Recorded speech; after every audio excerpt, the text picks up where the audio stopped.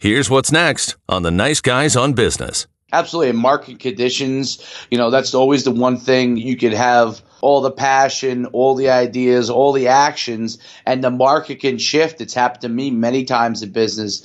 And then you have to be able to either shift with it or get into a different marketplace. And those kind of things are really hard in the business marketplace. And that's one of the things that I've learned in coaching football. In a game, something happens, somebody does something that you never expected, and now you have a choice. You could either stand there and take it and lose, or you can adapt and try to figure out a way to be successful. Low, and he walks the bases loaded on 12 straight pitches. How can the Nice Guys lay out pitches that close? Need an education on how to grow your business?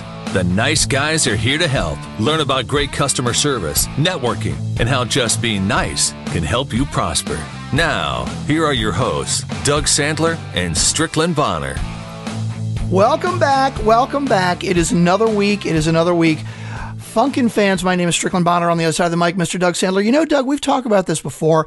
Some people live for the weekends. Yeah. I live for the week. Because I like what I do. I mean, I don't hate the weekends, but and we get more episodes of the Nice Guys. Plenty of episodes. And we actually have a bonus episode. Are we going to release that this week, or is that going to be next week, do you think? Is that the plan? We're going to do it as a bonus, so it's going to be actually 6 episodes this week? I'm good. I'm down with that. It's all good. Are they sick of us yet? I keep thinking, how many episodes is too many episodes? Strick, when are we going to 7 days a week? That's not going to happen. Don't even go there. The only way we go 7 days a week is if Saturday and Sunday are our classic reissue episodes, because I'm not recording more. I don't know. I don't know if anybody wants to hear the classic rewind of that. We did do one bonus episode where we re-released episode number 1. We got a couple of our regular Funkin' fans on the Slack group say, hey, it was really fun and entertaining. But it's not like we got a lot of feedback of people saying, hey, it was really cool. You got to do more of that. So you know what? If you guys want more of that, tell us. Otherwise, fuck it. We're not doing it. Let me remind you, we don't get a lot of feedback about anything. Exactly. That's the whole point. That's what I'm trying to say. If you people want us to do something, all you got to do is tell us. But you got to reach out and tell us. For a group of fans that are extremely engaged when we are actually reaching out to you directly on Facebook or Twitter or our Slack group, that's exactly how pathetic you guys are. We're going to talk about this more tomorrow. We have an interview, Dave Schuman, today. I don't want to get off on that tangent because Dave has 1.5 million Twitter followers. So obviously he's probably got more engaged fans than we do, I'm guessing. I don't see. That's the problem. I don't think he has more engaged fans than we have with his company NUC Sports, right? NUC, yes, yeah. NUC Sports. I don't think that he has any more engaged a following than we have when it comes to. I think what's happening. I can't get my thoughts together. Apparently it's Monday. I can't get my thoughts right. Wake up. I think the cross-pollination between podcast to social media is not our strength. Where our strength really is let's engage our Funkin' fans, Nice Guy community, our ladies and gentlemen, welcome backers. If you actually go over to Twitter and we communicate with them, they're really good at getting back to us. I'm telling you, I do that all week long. Okay. Getting somebody to come from the podcast over to social media, there is some missing link. Well, when you're chatting with them on Twitter, are they specifically talking about the podcast? Can you at least get feedback from the podcast on Twitter, or are they just talking to you on Twitter because they want to talk to you on Twitter? No, if I ask them a direct question about the podcast, they'll almost always know the answer. I mean, okay. not like what attire would you prefer on your too optional. Right. Of course, if you got an invite. It wouldn't be that, but because that would actually prove that they listen to the show. But we do have they engage us by reaching out to us like, hey, love the episode with such and such. And I'm like, fuck. All we're asking that same person to do is listen to the podcast. You know what it is? I think we put out so many episodes that by the time they hear it on the podcast, it's like 3 or 4 weeks later. What percentage? This is interesting. What? What, Mar? Focus.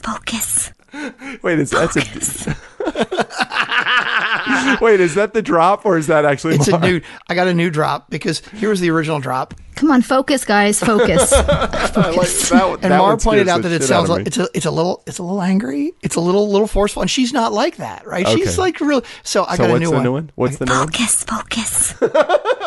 It's like I think I just need to turn the volume up a bit because she's like whispering. Focus. Now, it's funny because the forceful one, she actually says it 3 times. And if you hear the third one, she starts laughing and it makes it tempers the whole thing. Here, listen. Wait. Come on, focus, guys. Focus. Focus. You see what she does? The problem is by the time she gets to the third one, you and I are laughing over it. So we don't even hear it usually.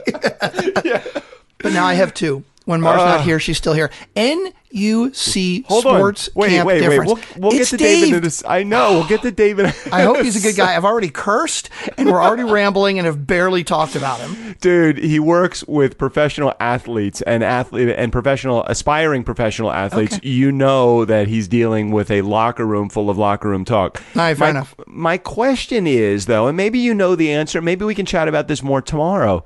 But I think I just had a realization of what may be going on with our community. Oh, yeah? We put out such an enormous amount of content, Strickland. True.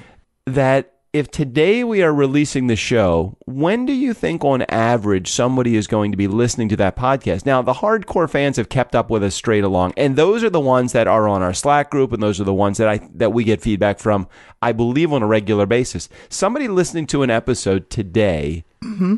When are they actually, an episode that we're recording today, when are they actually going to be listening to it? It might be a month later. I'll give you my history of the way I listen to podcasts. Now, I don't listen to very many that post 5 days a week. I don't think I listen to any that post 5 days a week. But typically... Who would be stupid enough to do that? If I step away from a podcast for a couple of weeks, when I go back and listen to one, I listen to the most recent. Oh. And usually, if I really liked it, I may go back and listen to last week's or listen to the week before. But everybody's different. I'm curious to hear what other people do, right? If I miss 4 weeks in a row, I'm typically not going to go back and listen to the 4 week ago and the 3 week. I'm going to start with the most recent because I want it to be timely. That's different than the way I do it. Like I listen to a show called We Have Concerns. We Have Concerns, right? Thank you. When I listen, if I've missed for 3 or 4 weeks, which I've had many times, I don't want to, because sometimes it's a continuing story, or sometimes they make reference. Like one of the guys, his wife had a baby, so I didn't want to I don't want to spoil it by listening to a more recent episode. I want to build up to it. It's almost like a timeline. It is interesting, though, because you're right. When I think about it, like, I listen to Dan Savage Lovecast. I've been listening to that one a lot. I really, really like it. And at the end of the episode, like, he answers a lot of listener questions, right? At the end of the episode, he usually has people call in and comment about the previous week's episode. They're like, hey, Dan, I just wanted to make a comment about the caller from last week that did this and this and this and this. And you're right. When I listen backwards, it's like, okay, I don't know what that reference is about. So it's all about what is the content. Because you're right. If we have concerns, which I'm adding, we have concerns right now to my playlist because you talk about it all the time and I really want to listen. Yeah, it's fun. It's thoughtless. It's kind of like ours. You don't really have a storyline that we have to follow. It's not like This American Life and that you really need to follow and listen carefully. Like you could probably pick up our episode at any particular point. Yeah, if you're forwarding past everything in the beginning and you're missing this, you're not going to miss much. No, you're not going to miss much. You know what? As a matter of fact, if you have not listened since episode 1, you really haven't missed a lot. No, you really haven't. Just jump in anywhere. It doesn't matter. Just jump in anywhere. Doesn't matter. And it doesn't get any better, by the way. Dan Schuman is our guest today. And he has football camps. Dave Schuman. Dave's not here, man. Sorry, Dave's not here. Sorry, that was an old Cheech and Chong reference. Okay. Football camps, combines, and showcase events for recruiting exposure. He's built a great business of this. What I love about it with Dave is he's all about bootstrapping it, right? Like people talk about, I listen to a bunch of other business podcasts and they talk about like, oh, how do you get angel funding and how do you get VCs and how do you attract them? Like, you know, isn't Twitter, like when Twitter went public, right? Didn't they say it won't be profitable for 5 years or 10 years or something ridiculous? Like, okay, when you get funding, $100,000 or $1 million or something, right? Like, not only are you obviously beholden to that, and yes, there are certain industries where you have to have some huge amount of seed money. We've talked to some people that do like fabric, you know, the fashion industry. You kind of got to have a big chunk of seed money, right? But if you're in an industry where you don't absolutely positively have to have that, there's so much to be said for bootstrapping because you are not giving up, first of all, any piece of your business. The other thing is it makes you approach the business differently because you've got to start making money right away. And that can be a good thing. Well, what was so great about the conversation that I had with Dave is he really did it a couple of ways. First way that he did it was through just delivering exemplary service, amazing service, and then followed up by incredible results. So he was training all of these high school athletes that wanted to move on to either the pros or whatever the next step is with college. And he was getting great results. So as a result of that and great service and great follow-up and great communication skills, see, most people that are in the athletics world, they're just not great communicators. You know, they think it's all about how great you are at doing your job and relatively little to do with actually how you communicate how great you are with your job. So he really did a good job of explaining how communication, how relationship building, because when I first saw his Twitter following, I was like, what the heck? This guy's got over 1 million followers on Twitter. And then I saw how great a communicator that he and his team are. And I thought, this guy, even though it's sports and not directly, something that's focused on business, I thought it was just a really good opportunity to get somebody that's outside of our normal business guy to get him to explain how he did this through athletics and did a great job. So really, really cool guy to have on the show today. And his business plan works. I mean, his website, nucsports.com, he's had over 10,000 athletes get scholarships, right?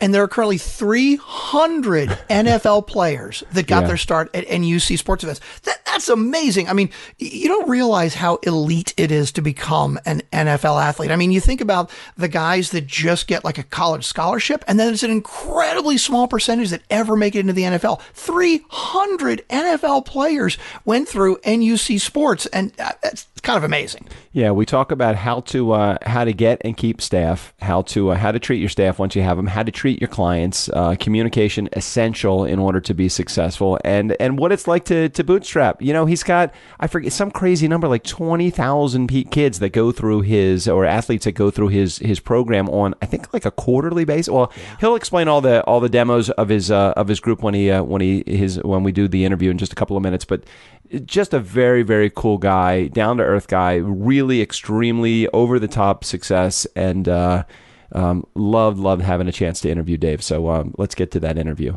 Oh, Please don't forget Overcast. We need recommendations on Overcast.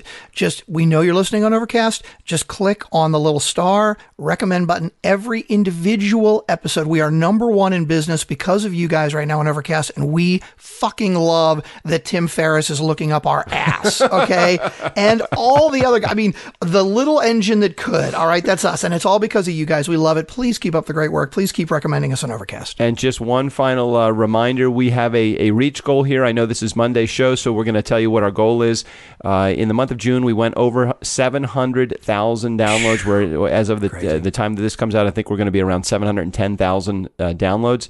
100 days, in 100 days, we will be over 1 million downloads. It's a little bit of a stretch, but I know based upon the trends that we have, we are going to get there. So 1 million downloads. You guys could say that you're a part of a 1 million download show. Just get involved either through patreon.com/nice guys, recommend the episode, Overcast, help review the show. Any way that you feel like it would be great to support us. You can even just reach out and just say hi. How about that? That would be very cool, just to say hi. We need like 100,000 downloads every month for the next 3 months to get that. We're going to do it. I think we can do it. We need your help, though. Tell your friends. Tell your friends' friends, please. I think based upon the trend that we're heading in, Strick, we have this growth rate. It's anywhere between 10 and 20% every month. I don't see, and there are shows that are higher than us in the overall category. So it means that we have not completely saturated Overcast. We are going to be one of the only shows that does it with less than 10% of our download count coming from iTunes. I don't know if any show has ever done that. I know. I think, we are the little engine that could. Fuck iTunes. We don't need that. Jesus. I mean, we kind of need them, I guess, but, whatever. Nobody from iTunes is listening to this anyway. Oh, you're scaring me a little bit. Overcast, dude. We love Overcast. Who runs iTunes? Is it the same same guy that runs Apple, runs iTunes? I mean, is it like the same exact, like there's no like category, like president or Can we get to the interview with technology? Dave? Could we please get to the interview with Dave at some point? All right, let's get to the interview. Dave Schuman, NUC Sports, right here on the Nice Guys on Business podcast. Proud to be affiliated with a whole bunch of networks. Let's just move on. Let's go.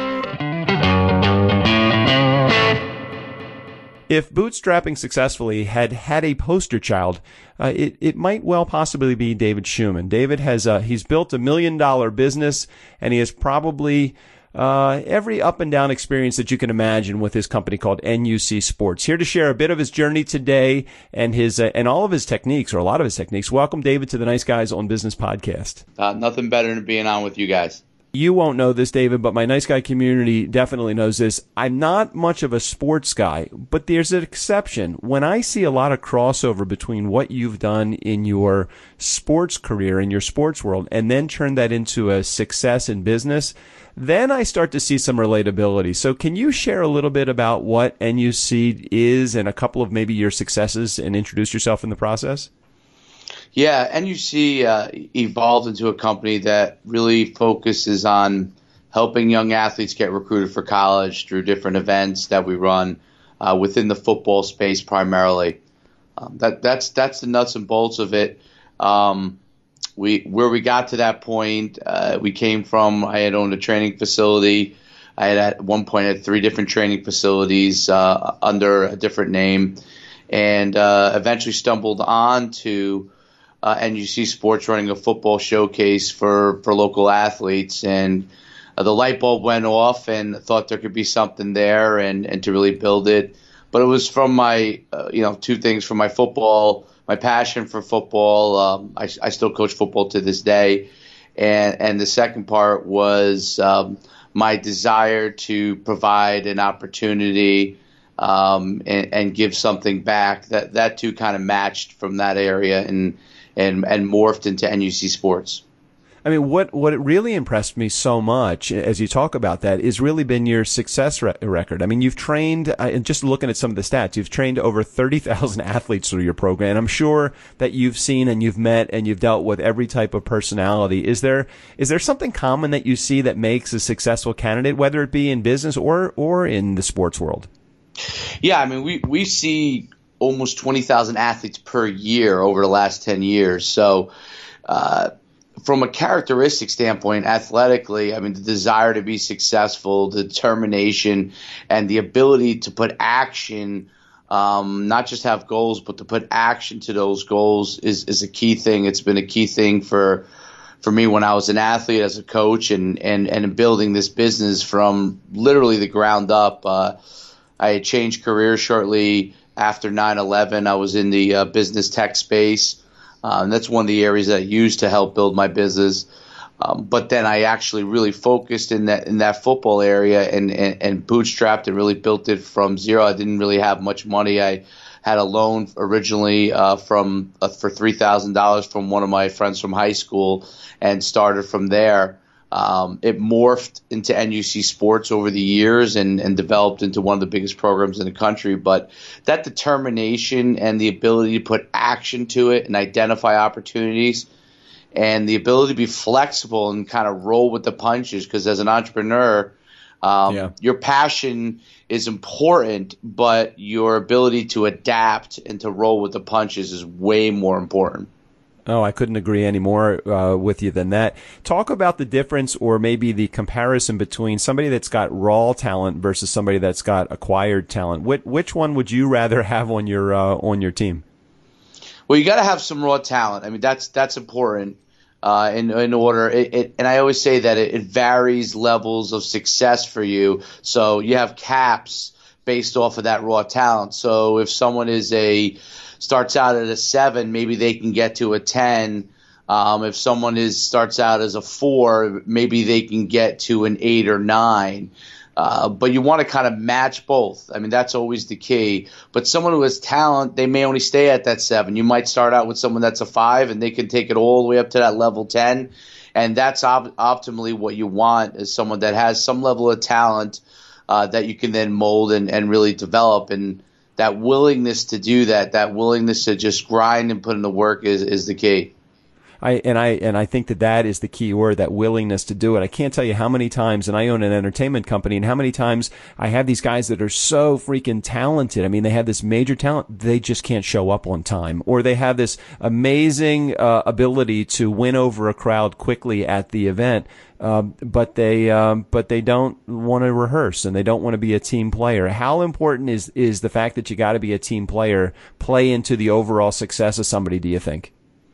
Well, I think if you don't learn what it takes to be successful from other leaders and other mentors, then you won't be able to handle things as it comes down the pike in business or in sports, when you have to go then and adapt. And, we talked about that willingness to be able to be successful, to do what's necessary to be successful.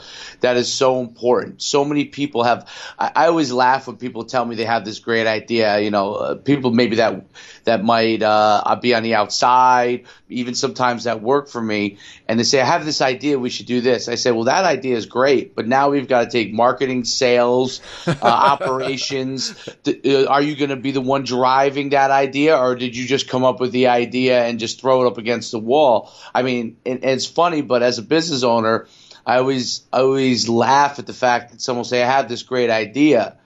And I say, I have reams of paper of ideas that I've had that I've never, ever enacted, many of which other people have gone on to do. But I didn't, have that desire to go and make that idea a reality. I like when people say, oh, I had the idea for Uber, or I had the idea for Snapchat. But it was the owners of Uber or Snapchat or any of these other companies that went and enacted on that idea and made it a reality. Ideas are worth absolutely nothing if there's no action behind them. 100%. Oh my gosh, it's so funny. I always tell everybody I'm not short of ideas. I'm just short of the time to implement the ideas. And part of that, really, and I never even thought about it the way that you're presenting it. Part of it is you have to have all these other components. You can be a great big picture guy, but unless you have the small picture people that can put the details together, or the detailed people, it's going to fall flat on its face, or it's going to fall flat on its idea. Absolutely. In market conditions, that's always the one thing you could have. All the passion, all the ideas, all the actions, and the market can shift. It's happened to me many times in business. And then you have to be able to either shift with it or get into a different marketplace. And those kind of things are really hard in the business marketplace. And that's one of the things that I've learned in coaching football for so many years and playing sports, is that in a game, something happens, somebody does something that you never expected. And now you have a choice. You could either stand there and take it and lose, or you can adapt and try to figure out a way to be successful.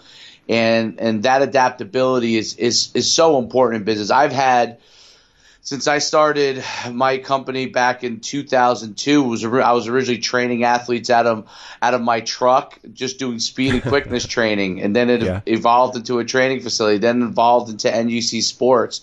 So it's constantly evolving, and my program is always constantly evolving, because somebody sees something you do real well, and what do? They jump into that marketplace, and now your market share might get eroded, especially if you don't have, when you're someone like me who's always bootstrapping stuff. If you don't have that huge amount of backing in it, you have to be able to adapt in order to be successful as a small business owner.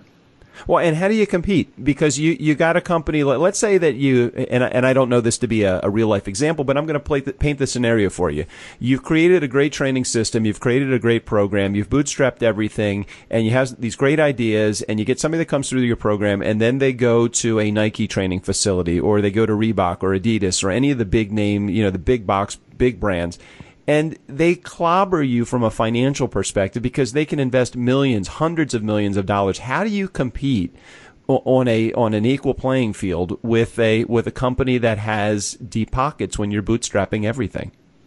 I mean, for me, part of it's experience. So the experience that they have with us is critical. If that experience is good or bad, it's going to have ramifications for us. So we have to be able to give the customer experience that's very good and different than they might have from another event. And our follow-up has to be real important, how we continue to follow up.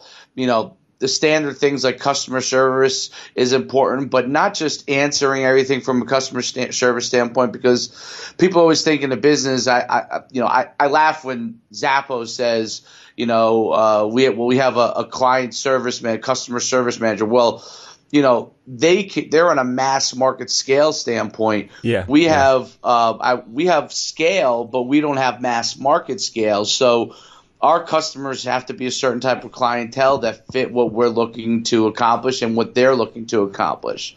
So not everybody's a fit for us. And then the other thing is that when we have our programs, tweaking our programs so they're different. Now, what does happen? Obviously, competitors see that you have success. They copy, continuously tweaking your programs and staying ahead of the curve. Yeah, absolutely. Absolutely. And I can see that for sure. And I can see that you guys probably do things. You have to do it a little bit differently. You have to be nimble and light and quick, to be able to make those turns quickly in business. Translate success on the playing field or from the playing field into the boardroom. Who are your most successful staff members? I don't mean names wise, but I mean, what personality traits or what kind of people are the best staff members for you, and what makes them successful? Because I'm assuming that you're not doing this all on your own. You have a pretty good staff. Yeah. So one of the things with us is we have seasonal staff because of the nature of some of our programs.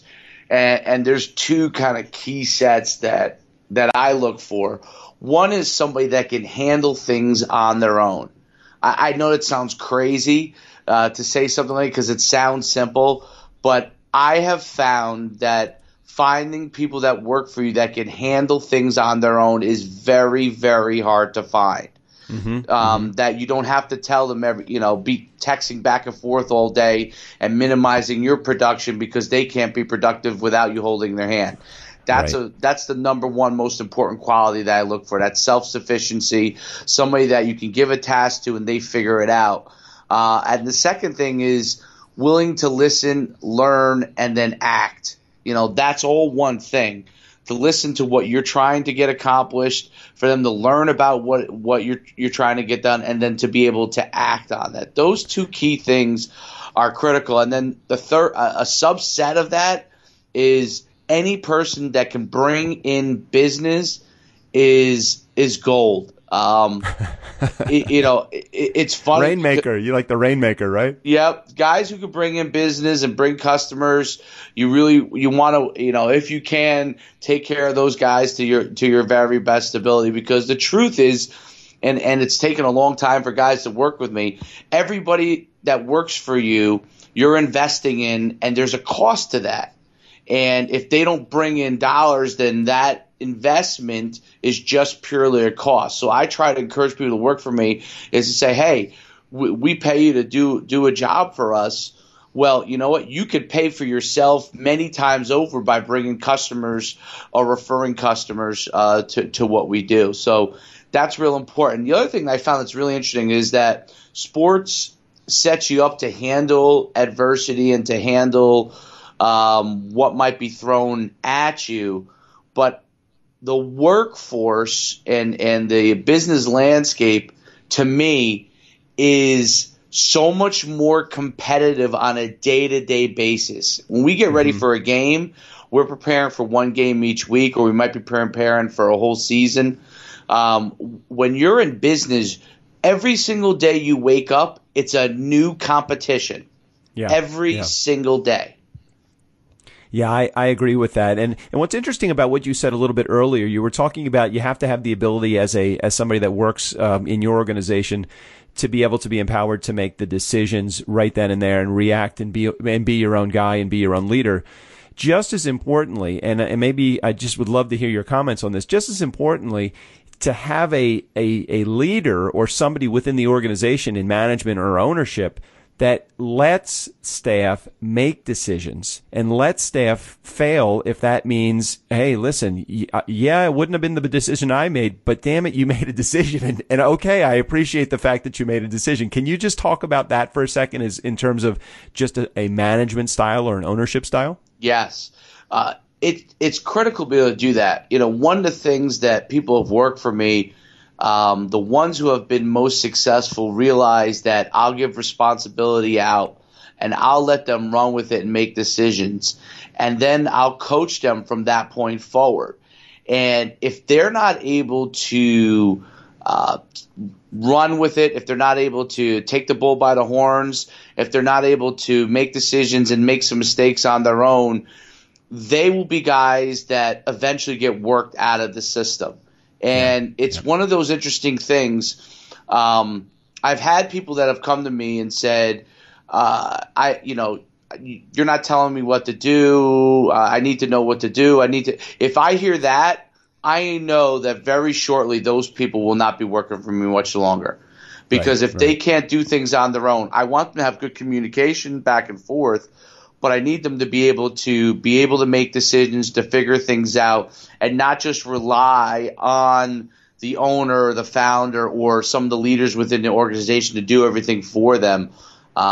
Those people don't work for me. And I think, when you look at even large corporate entities, the people that are able to operate in autonomy are the most successful. The people who need someone to always constantly tell them what to do have a problem. And it's when guys that work for me say, "Hey, you're not constantly contacting me to tell me what to do," or blah, blah, then I said, then that means that you're right now you're doing a good job. If I say, "Hey, great camp," or "great evaluation," and I don't have a lot of other stuff unless you need some kind of feedback, that means that you're on the right track.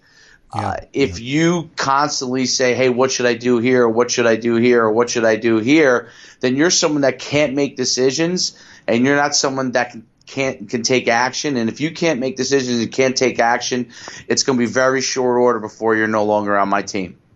Talk about you've plastered all over your website information about grit, gut, perseverance. Talk about that as a part of the important aspects of how do you get to success, because it can't just be all about having a good skill set. It's got to be about taking chances, being gritty, having some guts to do it, and definitely persevering. So in sports especially, I see that as prevalent. But can you talk about that overall in both business and in sports? Yeah, I mean, from a sports standpoint, the ability to persevere, it's another word I absolutely love. The ability to persevere is critical because you have adversity in any kind of thing in sport, and you have different levels of talent, and so the ability to persevere as an athlete is critical. The same thing is true in business. One of the things, I have my MBA from the University of Connecticut, and I was lucky enough because I was playing football there that I was able to get the first year of my MBA paid for because I was on scholarship. And it was interesting because I was one of the youngest people in that MBA program. Most people go and work for several years, then they go and get their MBA. And one of the things that coming out being young, what I didn't really know is that I thought that, okay, my education will be able to help me in the jobs that I have to be successful. And what I realized is that the people who relied on education, I realized it's a very short order. Those people who relied on the fact that they had X set of knowledge and that would carry them, those people did not move up in companies they worked in. Right. And what I realized very quickly, and the guy who brought me in, my very first job after I was an MBA, I worked for this company called IMC. They've since been sold a couple of years ago for, I think, $500 million. But at the time, the company was only like a $50 million company. And that CEO was an alma mater of my school. And he said the more that you can get involved on the business development side, the more that you can learn and not just have your technical knowledge, but interact with people, the better off you'll be. And I watched my career in the tech space skyrocket during that initial dot-com boom and then bust. And it taught me a lot because guys who from that bust period in the dot-com era, that initial dot-com, and a lot of the younger people don't remember that stuff, but I know it real well. They were stuck on their technical knowledge. They built websites, they coded in C++, or they coded in HTML, and they never continued to adapt their knowledge base. They never continued to adapt their skill set, and they struggled getting jobs during the bust period. The people who had what we call soft skills, with personal ability to talk with people and communicate. Those people continue to develop their skill sets, and that learning is critical in business because business is always evolving. New competitors come in, new competitors go, and people always say, well, this company is so successful, Google's successful, Apple's successful. Well, at one time there was Standard Oil, which there is no such company called Standard Oil. Yep. Which is owned by the Rockefellers, which is the most wealthiest family, but that company is no longer in existence. There's all kinds of companies that you can go and point to that the horse and carriage is no longer in existence once Ford invented the car. And there's companies all over the place that go in and out, and the ability to adapt is the key because you may have to adapt your product, you may have to adapt your service. You may have to overhaul your whole entire business. I've taken business units that I've had, and I don't get married to them. I from an ego standpoint, you love what you've built, but you can't get caught up in a product that you have, or maybe even sometimes a business, in order to ultimately be successful. You have to be able to adapt and continue to figure out what your skill set is, what you need to continue to learn to be successful. And that might be in the company I have. 15 years from now, if we're talking again, I might be owning a different company. Right. And as a good friend of mine, Jeffrey Hazlett, would say, it is adapt, change, or die. And it's just simple. I mean, it's the whole Kodak model. I mean, Kodak was not in the business of making film. They were in the business of making memories, and they were stuck in the film world, and that's why they went out of business. They forgot that they were memory makers. They weren't filmmakers. Kodak should have been Facebook. Well, Facebook is now Kodak. You're right. Right? You're right. And everything else, obviously, in between. But that's so interesting you say that. That's 100% the truth, no doubt about it. Hey, before we wrap up, Dave, and I really appreciate you going a little overtime with me. Before we wrap up, I want to talk about technology for a second, because you have this huge social following in the millions. And how did you make that happen, and how has that really aided you? Well, that's one of the things that I actually learned. So if I go way back to when I was in grad school, I had started I can't say that I'm proud of it now, but at the time I had a term paper writing company. Okay. And well, that's something to be proud of. You built a business. Yes. Yes, absolutely. And in 1998, we did $144,000 in sales with that term paper writing company, and it was completely built online. I built the site myself. I taught myself HTML over winter break at school in my MBA program. Put the site up. And all of a sudden, customers were coming. And I took ads out in a company called, I think it was called GoTo.com at the time. Okay. And I paid for ads. And I got more customers and started building the business. It was actually building it beyond what we could handle at that time. We were getting voicemails on our phone, and people were like, "Are you going to call us back?" Because we were getting so many voicemails.